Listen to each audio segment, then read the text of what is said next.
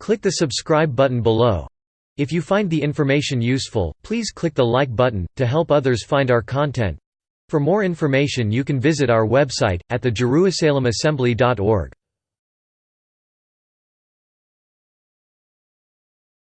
The Jerusalem Assembly. Beyond the Bible Series. January 1, 2016. The Who, What, and Why of the Serpent by Ruben D. Garcia.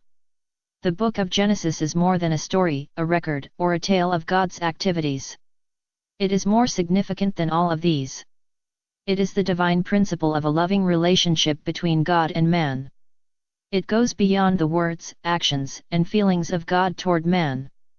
It is a deep emotion that man could not comprehend, unless he absolves himself from looking at God as equal and recognizes that his creation was an act of pure love and affection. Genesis 1:26. But what is the most incredible and least understood by man is that of all of the creatures made, formed, or created by God, man is the epitome of God's greatest creation. No other being throughout the universes can compare to our physical, intellect, and spiritual nature, because we were the only beings created with the divine spirit of God and no others, and a spirit that dwells in every human being. It is because of this simple act that our existence has been a struggle for God and his adversaries, which became ours for as long as man exists on earth. It is with this in mind that I write the second of the Beyond the Bible series.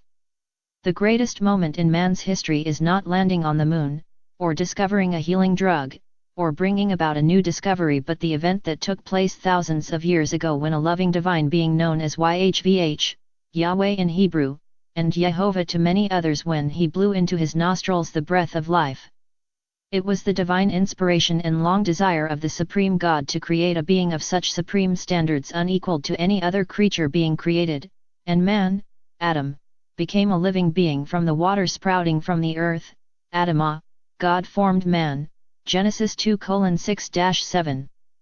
Thus, was the creation of man a divine dream of a God that contemplated creating the ultimate universal being as his final creation?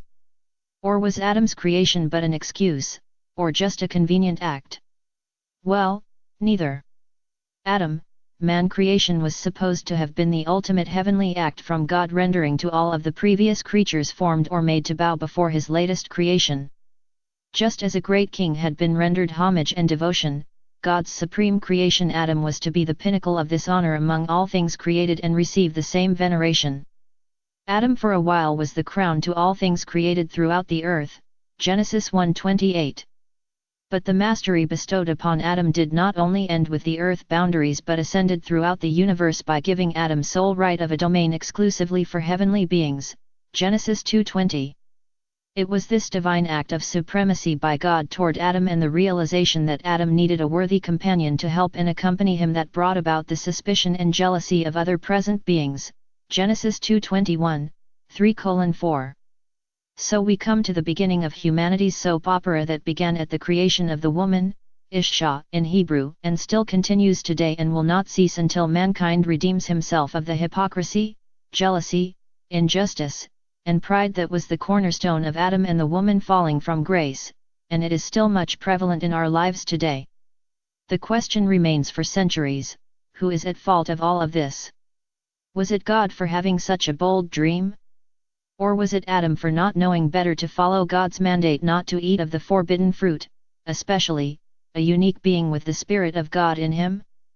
Maybe, it was the woman for being naive, gullible, and unable to understand the greatness of Adam's purpose?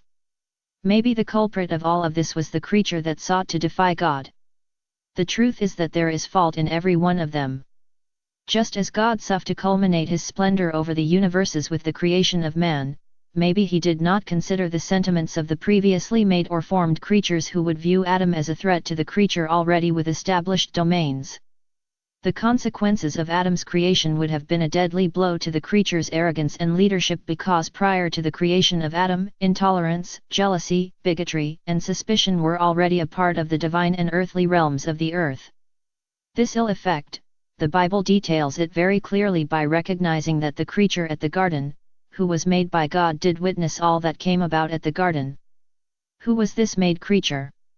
Well, the Bible calls it the serpent, Genesis 3:1. Let's look at this character, the serpent in Genesis. First, you must recognize that the Bible does not address this character as him but as it, no male or female gender as with Adam or the woman. It was originally recognized in Genesis as a wild beast, Genesis 3:1. In the content of interpretation by many Bible readers, they accept the concept that it was just a regular snake as we have made to believe. That is completely wrong, big error. I will explain the version that goes beyond a simple snake slithering over the earth because it is much more before that. Therefore, it is here where I depart from the ignore the obvious and disregard the truth, and it is my hope that you rise above this view and have an open mind to what follows beyond the horizon. To understand the element of my version, first I must expose and explain that there are various acts that God performed to bring about the creation of man. We are all very much aware of the 7 days of creation as depicted in Genesis. Very little is said what took place prior to the creation of the lights, the land masses, plants, the creatures, and man. What we know had come through legends and tales of great wars in the heavens among the beings of heaven, beings of lights, and the adversaries, creatures of darkness. Every past great culture from the Egyptians, the Greeks, Hindus, and even as far as the Orient cultures has left historical records of these wars and the aftermath of such divine wars by gods. We take them as children's bedtime stories, sort of. But in reality there is a lot of truth in them. The Bible tells us that they were real, and the product of such wars brought sentiments of vengeance and exploitation throughout the universe. To offset such ill sentiments, YHVH felt compelled to create a divine being with a spirit toward peace and harmony similar to his nature. The creation of a divine being capable of rising above the prevalent ill feelings of rage, injustice, and hatred was a necessary principle, and with the creation of this supreme being, some peace and harmony could be restored upon the earth first and then the universe.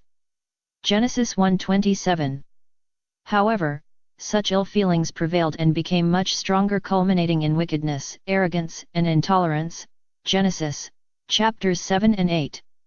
Therefore, the idea that there was a being, a creature, not like Adam or the woman but a true wild beast capable of speech and able to listen, possessing movement as a human, and capable of having neither remorse or shame gives us a picture of a creature with arms and legs, capable of conversing, visual and hearing capacities clearly refers to a different God-made being.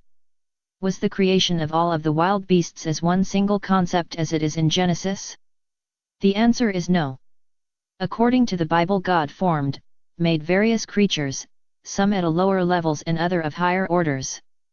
For example, on the 5th day of creation God created the sea creatures, and on the 6th day he created the living creatures and wild beasts for the land. Genesis 1:20-25. However, the creation of the wild beasts is not in the same category of a wild beast mentioned in Genesis 3:25. In fact, the creature mentioned in Genesis 3:25 referred as the serpent is not from the 6th day of creation but from periods before earth creation. The wild beasts that God brought before Adam to give them names were different from the creature called the serpent, Genesis 2:19. Surely, the now called serpent was not named by Adam and did not stand before him.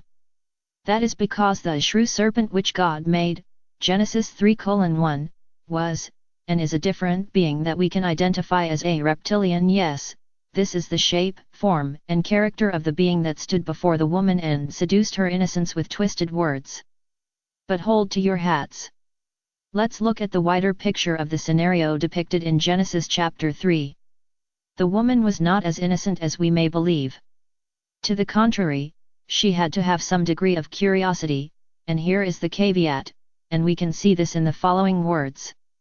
God told Adam these exact words, "Of every tree of the garden you are free to eat, but for the tree of knowledge of good and bad, you must not eat of it, for as soon as you eat, you shall die."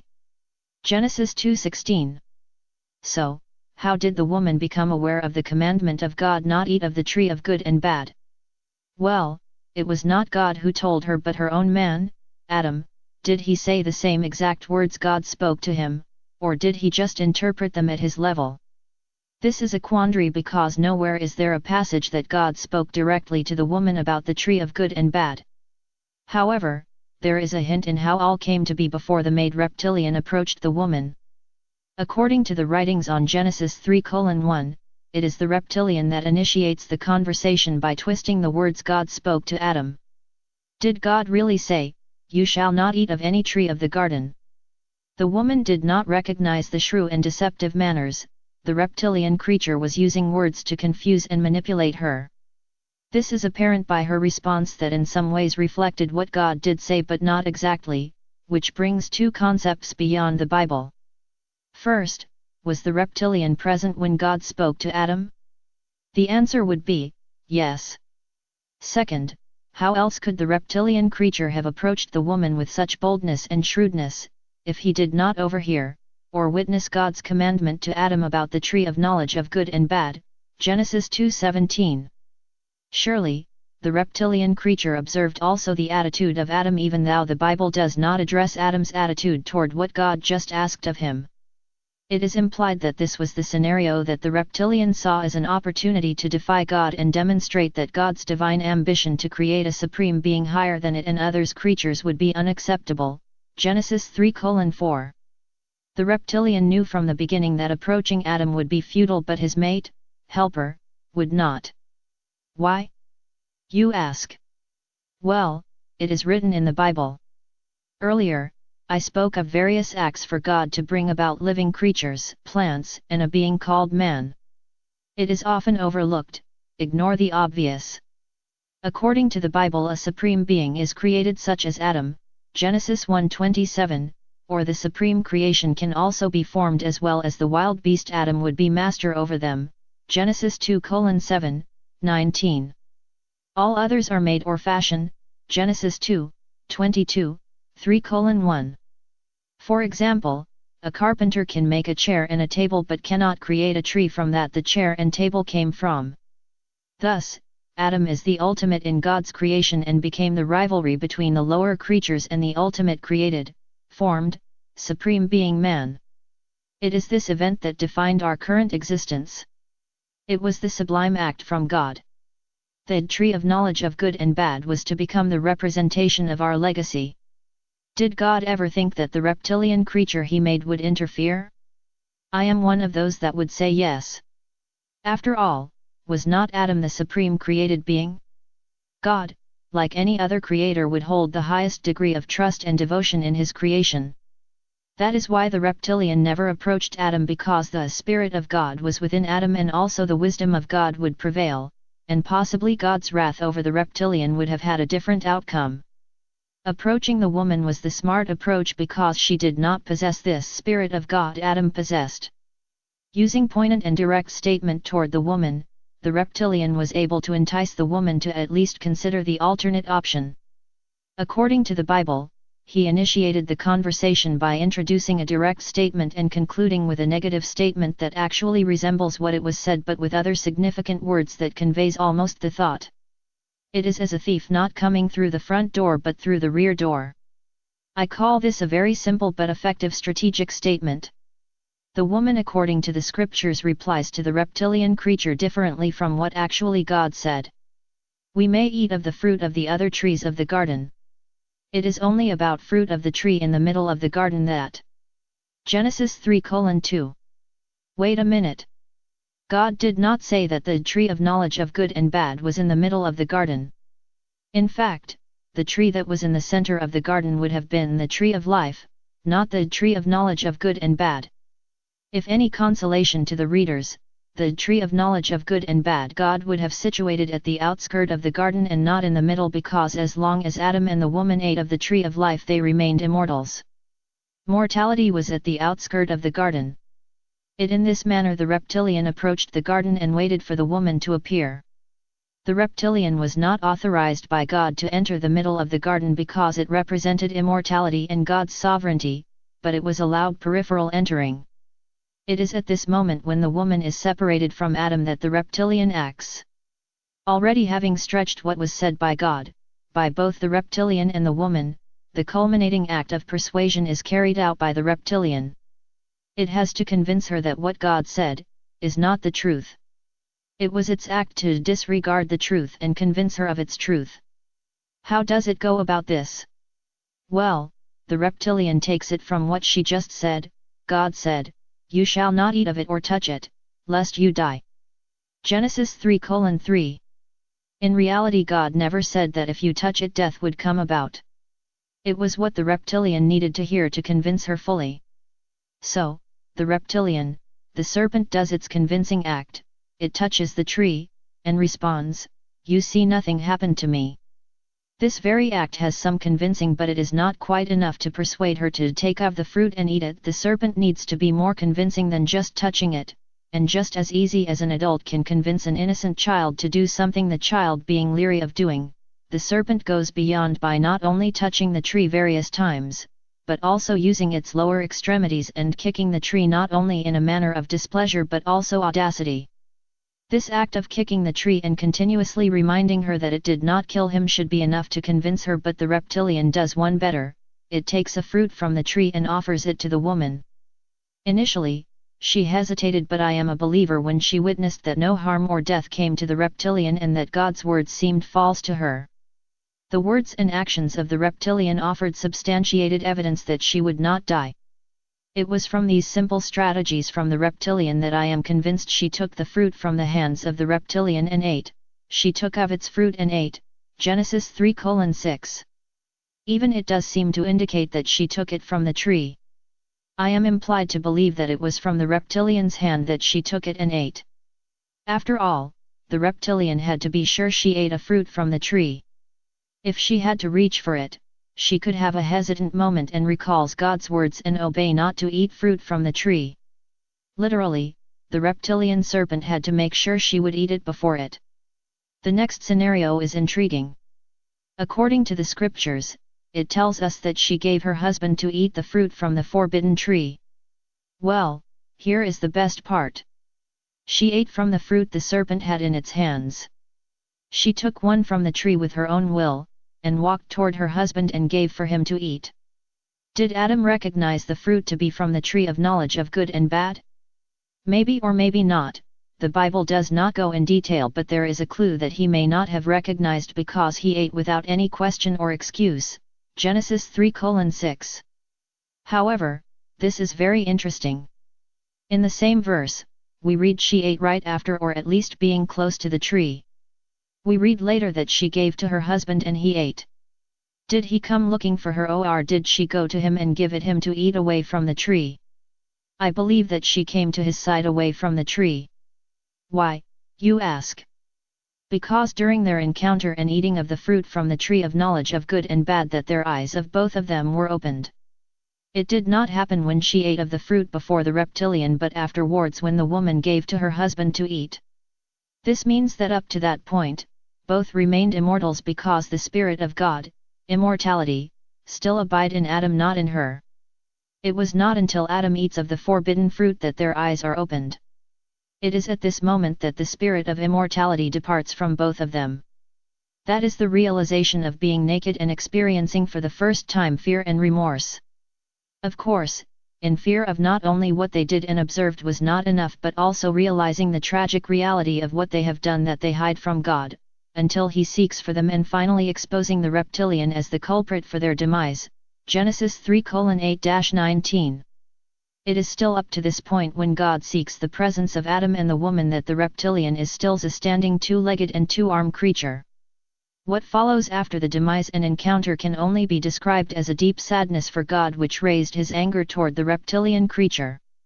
Thus, after hearing what happened, God's anger became apparent not only at Adam or the woman, but much more toward the reptilian. After all, the reptilian was one He made, and now have become a traitor to His divine dream. So for his action of deception by taking of the tree of knowledge of good and bad and giving of its fruit to the woman to hold and eat, God removed his arms. For kicking and insulting the tree, God removed his legs, and thus the creatures are cursed to crawl on their bellies. But keep in mind that the Bible describe a creature without arms and legs, with existence over the ground and subjugated to be under the heels of God's created being man for all times. Genesis 3:14. This refers to the snake creature referred in Genesis chapter 1:24. This creature may have been created with small limbs such as lizards and capable of crawling.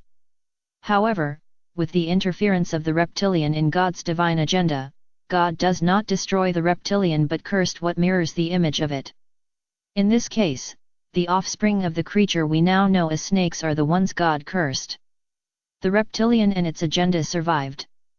But the tragic soap opera does not end with cursing the serpent, or at least creatures that may resemble its nature.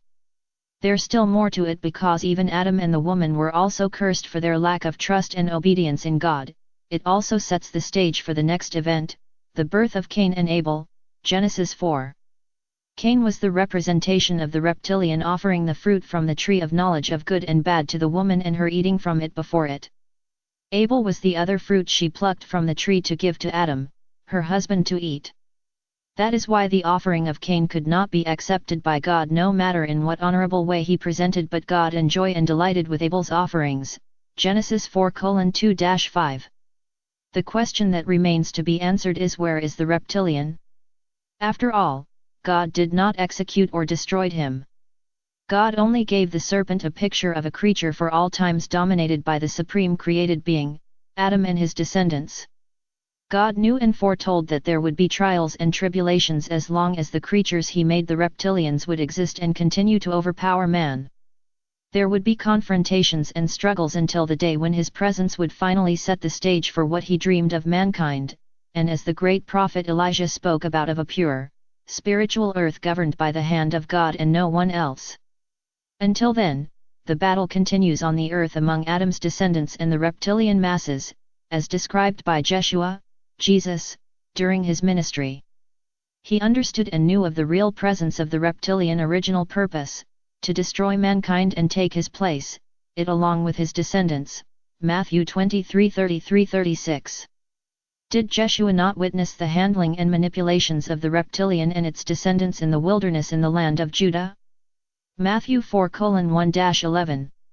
Did Jeshua not lay out what destiny the reptilian and its creatures have back then during his ministry and death?